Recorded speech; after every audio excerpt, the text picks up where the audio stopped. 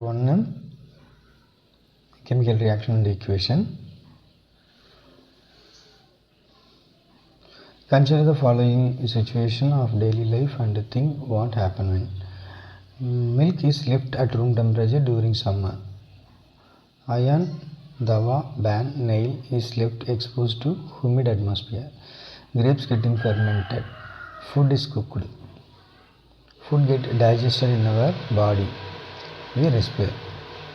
இதெல்லாம் some reaction அதான் வேறு சொல்ல வராங்க. இது எல்லாமே ரியாக்ஷன் நடக்குது நம்மளுக்கு தெரியாமலே டே டு டே லைஃப்பில். In all the above situation the nature and the identity of initial substance have somewhat changed. ஆமாண்ணா இல்லையா? ஆரம்பத்தில் இருக்கிற சப்ஸ்டன்ஸும் கண்டிப்பாக சேஞ்ச் ஆகுது. இங்கே மில்காக இருக்கட்டும், மில்க்கு கேர்டாக மாறுது, இல்லை மில்க் அப்படியே காகுலேட் ஆகிடுது, திரிஞ்சு போய்டுன்னு சொல்கிறாங்களே, இது எல்லாமே அந்த மில்க் மாதிரி கிடைக்காது. அயன்தாவா திரும்பவும் ரெஸ்ட் ஆகிடுச்சுன்னா அயன்தாவாக கிடைக்காது. கிரேப்ஸு ஃபெர்மெண்ட் ஆகிடுச்சுன்னா திரும்ப கிரேப்ஸாக கிடைக்காது. ஸோ ஒரு பொருள் இன்னொரு பொருளாக மாறி கிடச்சிரும், சம்வாட் சேஞ்ச் ஆகிடும். We have already learned about the physical and chemical changes of matter in our previous classes. பார்த்துருப்பீங்க, நான் மறந்துருப்பீங்களே ஃபிசிக்கல் கெமிக்கல் சேஞ்சஸ் மேட்டர்ஸில் எப்படி நடக்குதுன்னு. whenever a chemical change occurs we can say that chemical reaction has taken place. So எப்போ chemical changes நடக்குதோ அப்போ அங்கே chemical reaction நடக்குது அப்படின்னு சொல்லி நம்ம முடிவு பண்ணிக்கலாம். You may perhaps be wondering as to what is actually meant by chemical reaction. How do we come to know that chemical reaction taken place? Let us perform some activity to find the answer to these questions. எப்படி reaction நடக்குது அப்படிங்கிறத நம்ம எப்படி தெரிஞ்சுக்கிறது, அதுதான் இப்போ பார்க்க போகிறோம். ஆக்டிவிட்டி 1.1ல் இதில் டீச்சரோட அசிஸ்டன்ஸ் வேணும், இதுதான் ஃபஸ்ட்டு கொடுத்துருக்காங்க. Next clean a magnesium ribbon about 3-4 cm long by rubbing it with sandpaper. sandpaperனால் வீட்டில் பெயிண்ட் அடிக்கிறதுக்கெலாம் ஒரு பேப்பர் மாதிரி போட்டு செவத்துலலாம் தேய்ப்பாங்களே, அதான் sandpaperன்னு சொல்லுவோம். sandpaper வச்சு மெக்னீஷியம் ரிப்பன் வச்சு நல்லா ரப்பர்னு சொல்கிறாங்க. Hold it with pair of டங்ஸ்னால் அந்த இடிக்கு மாதிரி இந்த ஹோல்டர் மாதிரி பிடிச்சிக்கிறதுக்கு இருக்குன்னா அந்த கையில் வச்சுருக்காருலே இதான் டங்குன்னு சொல்கிறது. இதில் மெக்னீஷியம் ரிப்பனை வச்சு பிடிச்சிக்கணும். லைக் சிசர் மாதிரி இருக்கும், அதை வச்சு பிடிச்சிக்கிறதுக்காக. கையில் டைரெக்டாக வச்சு எரிக்க முடியாது இல்லையா, அதனால். அடுத்தது burn it a sprit lamp or a burner and collect ash so formed in a watch glass. So இது போட்டு இந்த ரிப்பனை மெக்னீஷியம் ரிப்பனை போட்டு எரிக்கிறோம். அப்படி எரிக்கிறப்போ நமக்கு ஆஷ் கிடைக்கும். அந்த ஆஷை கலெக்ட் பண்ண சொல்கிறாங்க.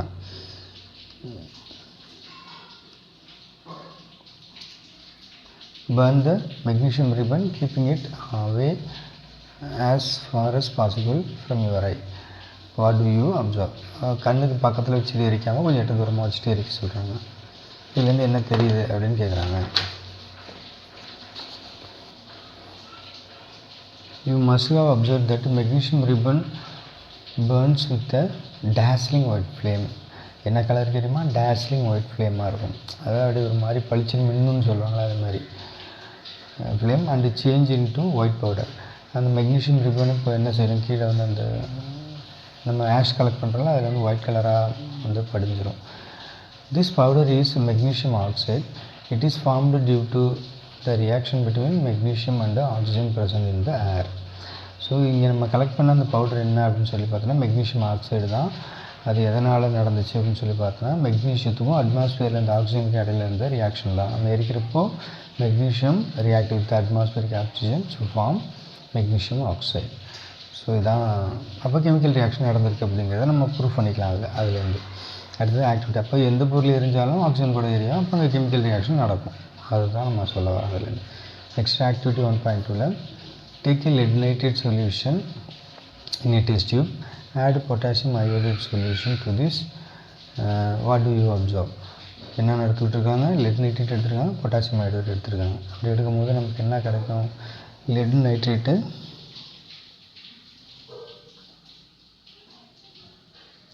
Nitrate potassium iodide. So let nitrate potassium iodide கூட ரியாக்ட் ஆச்சுன்னா நமக்கு என்ன கிடைக்கும் அப்படின்னா லெட் அயோடைடு ஆகும். லெட்டும் அயோடைடும் சேர்ந்துக்கும், பொட்டாசியமும் நைட்ரேட்டும் சேர்ந்துக்கும். ஸோ இந்த மாதிரி சேர்ந்து நமக்கு எல்லோ கலர் precipitate அப்படிங்கிறது கிடைக்கும். அதுதான் இங்கே அப்போ கெமிக்கல் ரியாக்ஷன் நடந்திருக்கு. ஏன்னா முன்னாடி இருந்த பொருள் இப்போ கிடையாது, வேறு பொருளாக மாறிட்டு. லெட்டு நைட்ரேட்டாக இருந்தது, இப்போ லெட்டு அயோடைடாகவும், பொட்டாசியம் அயோடைடாக இருந்தது பொட்டாசியம் நைட்ரேட்டாகவும் மாறிக்கும். அப்போ கெமிக்கல் ரியாக்ஷன் நடந்திருக்குன்னு நம்ம சொல்லிக்கலாம். நெக்ஸ்ட் 1.3ல take a few granules in a conical flask or a dye test tube or a test tube. Add dilute hydrochloric acid or sulfuric acid to this. அடுத்தது, do you observe anything happen around the zinc granules? Touch the conical flask or test tube. Is there any change in the temperature? இப்போ zinc granules எடுத்துக்க போகிறோம். இந்த conical flask இருக்குன்னு வச்சுக்கோங்க. Conical ஃப்ளாஸ்கில் zinc granules எடுத்துக்க போகிறோம். அதில் சல்ஃபூரிக் ஆசிட் ஆட் பண்ண போகிறோம். ஆட் பண்ணிவிட்டு ஒரு ஒரு டியூப் ஒன்று வச்சு ரப்பர் கார்க் வச்சு மூடிடுறோம். ரப்பர் கார்க் வச்சு மூடிட்டோம்னா இங்கே ஜிங்க் கிரானுலஸ் பக்கத்தில் என்ன நடக்குது, என்ன கேஸ் வெளியில் வருது, இதெல்லாம் நம்ம அப்சர்வ் பண்ணுறோம். From the above activity, we can say that any of the following observation help us to determine whether chemical reaction taken place. இந்த மேலே இருக்க ஆக்டிவிட்டி வச்சுட்டு ஏதாவது ஒரு சேஞ்ச் அதில் நடந்தாவே அதில் கெமிக்கல் ரியாக்ஷன் நடந்திருக்கு அப்படின்னு சொல்லலாம். இங்கே என்னென்ன சேஞ்செலாம் நடந்தால் அது கெமிக்கல் ரியாக்ஷன் சொல்லலாம்ப்பா. சேஞ்ச் இன் ஸ்டேட்டில் சேஞ்ச் ஆகணும். சேஞ்ச் இன் கலரில் சேஞ்ச் ஆனால் கூடயும். எவால்வேஷன் ஆஃப் கேஸ் எவால்வ் பண்ணால் கூடயும். அடுத்தது சேஞ்ச் இன் டெம்பரேச்சரில் சேஞ்ச் இருந்தால் கூடயும் கெமிக்கல் ரியாக்ஷன் நடந்தால் நம்ம முடிவு பண்ணிடலாம். இங்கே பார்த்தோம்னா சாதாரணமாக லெட் நைட்ரேட்டையும் பொட்டாசியம் அயோடைடையும் போடும்போது ரெண்டுத்துக்கும் இடையில எந்த கலரும் இருக்காது. ரெண்டும் வேறு கலரில் சொல்யூஷனாக தான் இருக்கும். ஆனால் இது ரெண்டுத்தையும் மிக்ஸ் பண்ணதுக்கப்புறம் it become yellow in colour. அப்போ கலர் சேஞ்ச் ஆகுதா? அப்போ கலர் சேஞ்ச் ஆனால் என்ன அர்த்தம்? கெமிக்கல் ரியாக்ஷன் நடக்குதுன்னு அர்த்தம். சேஞ்ச் இன் ஸ்டேட்னா சாலிட்லேருந்து லிக்விடாகவும் லிக்விட்லேருந்து கேஸாக மாறினுச்சுனாலும் அப்போ கெமிக்கல் ரியாக்ஷன் நடக்குதுன்னு அர்த்தம். கேஸ் எவால்வ் பண்ணாலும் கெமிக்கல் ரியாக்ஷன் நடக்குதுன்னு அர்த்தம். இங்கே கேஸ் எவால்வ் ஆகுது பாரு. இந்த ஜிங்க் கிரானுல்ஸும் ஹைட்ரோக்ளோரிக் சல்ஃபூரிக் ஆசிடையும் ஆட் பண்ணும்போது சல்ஃபூரிக் ஆசிடோ இல்லை ஹைட்ரோக்ளோரிக் ஆசிடாக தான் சொல்லியிருக்காங்க. நம்ம எது வேணாலும் போடலாம். இங்கே போட்டிருக்குது சல்ஃபூரிக் ஆசிட் போடுவாங்க. போட்ட உடனே கேஸ் வெளில போகும். அப்போ கேஸ் வெளில போனாலும் அங்கே கெமிக்கல் ரியாக்ஷன் நடக்குதுன்னு அர்த்தம். நெக்ஸ்ட்டு டெம்பரேச்சர் சேஞ்ச் ஆகுது. இப்போ இதே மாதிரி போட்டுட்டு இதில் கையை கீழே இந்த இடத்துல வச்சு பார்த்தோம்னா ஹீட்டு தெரியும் நமக்கு. ஹீட்டு இந்த சிஸ்டம் வந்து ஹீட்டை எவால்வ் பண்ணும் அவுட்டரில். அப்பையும் நமக்கு ஹீட்டை எவால்வ் ஆகுதா? Change in heat. உள்ளே போனாலும் சரி தான், ஹீட்டு உள்ளே வாங்கிக்கிட்டு இது ஜில்லுன்னு இருந்தால் கூடயும் ஹீட்டாக அது அப்சர்வ் பண்ணதுன்னு அர்த்தம். ஸோ சேஞ்ச் இன் டெம்பரேச்சர், அந்த டெம்பரேச்சர் இருந்தால் கூடயும் ரியாக்ஷன் நடந்திருக்குன்னு நம்ம முடிவு பண்ணிக்கலாம். அடுத்தது, as we observe the changes around us, we can see that there is a large variety of chemical reaction taking place around us. We will study about the various type of chemical reaction and their symbolic representation in this chapter. நம்மளை சுற்றி நிறைய நடக்குது அப்படிங்கிறது நமக்கு தெரியும். அது எல்லாமே chemical reaction தான். அதோட சிம்பிள்லையும் எப்படி கெமிக்கல் ரியாக்ஷன் நடக்குதுங்கிறத நம்ம பார்க்கணும். Next chemical equation activity 1.1 can be described as when magnesium ribbon is burned in oxygen, it get converted to magnesium oxide. This description of chemical reaction in a sentence form is quite long. It can be written in a shorter form. The simplest way to do this is to write in it the form of word equation.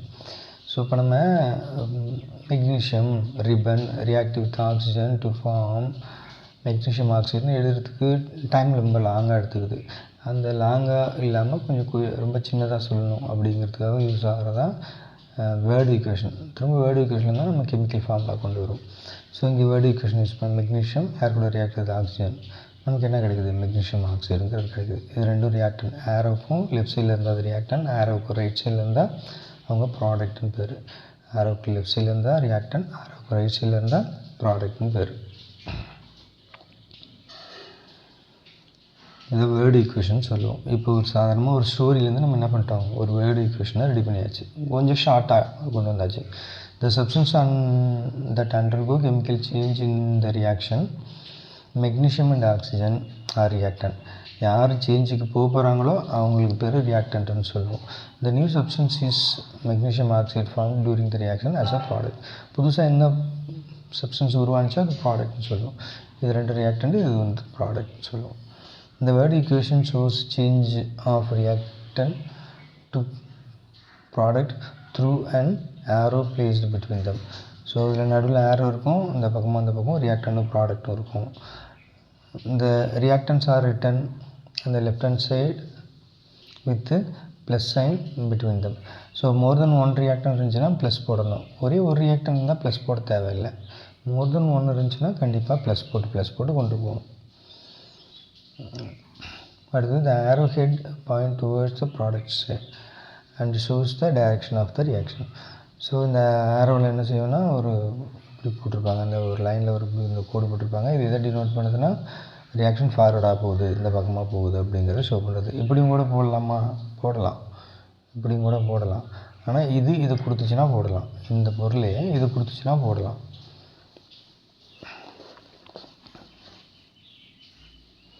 Next, writing a chemical form equation. Is there any other short way for representing chemical equation? Chemical equation can be made more concise and useful if we chemical formulae instead of word. வேறு ஏதாவது ரொம்ப இன்னும் சின்னதாக contrast பண்ணுறதுக்கு வழி இருக்குதா chemical equation அப்படின்னு பார்த்தோம்னா இருக்குது. அதான் ஃபார்முலா பண்ணி நம்ம கொண்டு வந்துடலாம். A chemical equation represents a chemical reaction. If you recall formula of magnesium oxygen and magnesium oxide, the above word equation can be written as. So இப்போ அது கெமிக்கல் வேர்டாக எழுதுனால அதை இப்போ வந்து கெமிக்கல் ஃபார்முலாவை மாற்ற போகிறோம். மெக்னீஷியமுக்கு எம்ஜி போட போகிறோம், ஆக்சிஜனுக்கு ஓன்னு போடுவோம். ஆக்சிஜன் எப்பொழுதுமே ஓன்னு கிடைக்காது, ஏன்னா ஆக்சிஜன் இங்கே சொல்லிட்டோம், அதனால் ஒரே ஒரு ஓ மட்டும் இங்கே போடணும், போடவே கூடாது. எங்கேயுமே ஒரு ஓ கிடைக்காது, அதனால் O2 ஃபார்மேட்டில் தான் கிடைக்கும். அதுக்கு என்னென்னா ஆக்டேட்வுட்னு சொல்லுவாங்க. ஆக்டேட்வுட்ங்கிறது அவுட்டர் மோஸ்ட்டில் 8 எலக்ட்ரான் இருக்கணும். இங்கே ஆக்சிஜனுக்கு 6 எலக்ட்ரான் தான் இருக்கும், இன்னொரு ஆக்சிஜனுக்கு 6 எலக்ட்ரான் இருக்கும். ஸோ ரெண்டுமே என்ன செஞ்சுக்கோங்க, 2 எலக்ட்ரானை இவங்களும் 2 எலக்ட்ரான் அவங்களும் ஷேர் பண்ணி O2வாக தான் கிடைப்பாங்க. மோஸ்ட்லி கேஸஸ் எல்லாமே O2, Cl2, F2, H2 அந்த மாதிரி 2 தான் கிடைக்கும். ஸோ இப்போ இங்கே எம்ஜிங்கிறது ஓ கூட சேருது, நமக்கு எம்ஜிஓங்கிறது கிடைக்கிது. இடத்துலையும் நம்ம முக்கியமாக யாரை செக் பண்ணோம் அப்படின்னு சொல்லி பார்த்தோம்னா வேலன்சி செக் பண்ணோம். வேலன்சி ஆஃப் ஆக்சிஜனுக்கு 2, வேலன்சி ஆஃப் மெக்னீஷியமுக்கு 2. இது இங்கேயும் போகும்போது 9th ஸ்டாண்டர்டில் படிச்சிருப்பீங்க. அப்படி போனால் நமக்கு MgO1 மட்டும்தான் கிடைக்கும். இந்த 2 வந்து அப்புறமா தான் பேலன்ஸ் பண்ணணும். நீங்கள் அப்புறமா கற்று தருவாங்க பேலன்ஸ் பண்ணுறது எப்படின்னு இந்த லெசன்லேயே நம்ம பார்ப்போம். ஸோ எம்ஜியும் ஓவும் சேர்ந்தால் இந்த ப்ராடக்ட் தான் நமக்கு கிடைக்கும்னு நம்ம முடிவு பண்ணிக்கணும். இப்போ இங்கே ரெண்டு இருக்கே சார் அப்படிங்கிறதெல்லாம் அப்புறம் பார்த்துக்கலாம். முதல்ல இப்போதைக்கு இந்த செஷனில் நமக்கு வந்து எம்ஜியும் ஓவும் சேர்ந்தால் MgO1 தான் கிடைக்கும் அப்படிங்கிறது மட்டும் ஞாபகம் வச்சுக்கோங்க. MgO2 கிடைக்காது, அதை ஞாபகம் வச்சுக்கோங்க. Count and compare the number of atom of each element on the LHS and RHS of the arrow. இப்போ என்ன செய்யணும், ரெண்டு பக்கமும் கவுண்ட் பண்ணணும். நம்பர் ஆஃப் ஆட்டம்ஸ் இல்லை LHSல எங்கே இருக்குது, RHSல எத்தனை இருக்குன்னு. Is the number of atom of each element same on both sides? If yes then the equation is balanced. இப்போ எண்ணி பார்த்ததுக்கப்புறம் ரெண்டு பக்கமும் ஈக்குவலாக இருந்துச்சுன்னா ஈக்குவலைஸ் ஆகிடுச்சு, இப்போ பேலன்ஸ்ட் ஈக்குவேஷன் சொல்லலாம். இன்கேஸ் பேலன்ஸ் ஆகலைன்னா என்ன பண்ணலாம், if not then the equation is unbalanced because the mass is not the same on both sides of the equation. இப்போது ஈக்குவேஷன் பேலன்ஸ் ஆகலைன்னா பேலன்ஸ் ஆகாத ஈக்குவேஷன் ஆகிடுச்சுன்னு அர்த்தம். such a chemical equation is a skeletal equation for the reaction. Equation 1.2 is a skeletal equation for burning of magnesium in air. இந்த இடத்துல பார்த்தோம்னா நமக்கு magnesium oxide அப்படிங்கிறது balance ஆகாமல் இருக்குது, ஏன்னா ஆக்சிஜன் 2 இருக்குது, இந்த பக்கம் ஒரே ஒரு ஆக்சிஜன் தான் இருக்குது. ஸோ அப்போ அது வந்து நமக்கு ஈக்குவேஷன் பேலன்ஸ் ஆகாத ஈக்குவேஷன். அது நம்ம வேறு என்ன பேர் சொல்லலாம்னா ஸ்கெலட்டல் கெமிக்கல் ஈக்குவேஷன் கூட சொல்லலாம். அதாவது அதான் அமைப்பு, அதுலேருந்து தான் நம்ம மற்றது கொண்டு போகணும் அப்படின்னு சொல்கிறதுக்காக வேண்டி. அதுக்கடுத்து தான் இது ஹிட் அண்ட் ட்ரையல் மெத்தட் அப்படின்னு சொல்லுவாங்க. அந்த ஹிட் அண்ட் ட்ரையல் மெத்தடில் நம்ம எப்படி ஒரு ஈக்குவேஷனை ஃபார்முலேட் பண்ணுறது அப்படிங்கிறத சொல்கிறதுக்காக. Okay, next balanced chemical equation பார்க்க போகிறோம். Recall the law of conservation of mass that you studied in 9th standard. Mass can be neither created nor destroyed in a chemical reaction. That is the total mass of element present in the product of a chemical reaction.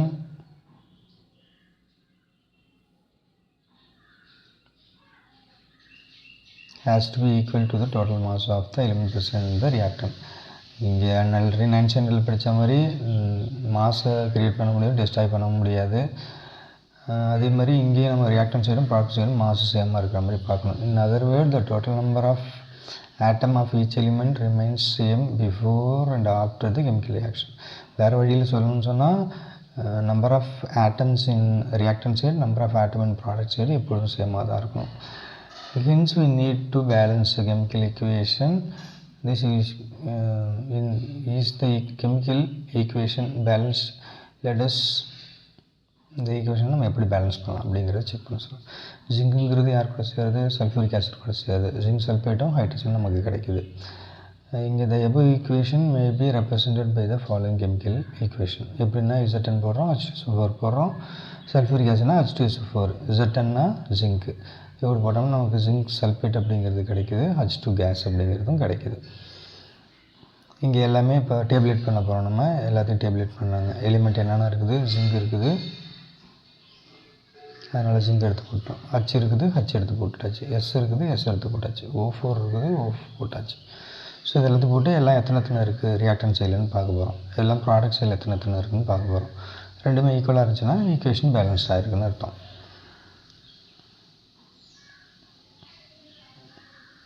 As the number of atom of each element in the same on both sides of the arrow, equation 1.3 is balanced equation. So அதனால் இது என்னென்னு சொல்லுவோம்? பேலன்ஸ்டான equation சொல்லுவோம். ஏன்னா நம்ம ரியாக்டன் side product side is equal, அதனால் இது balanced equation அப்படின்னு நம்ம சொல்லுவோம். ஓகே தானே? அடுத்து தான் இதை அப்புறமா ட்ரை பண்ணலாம்.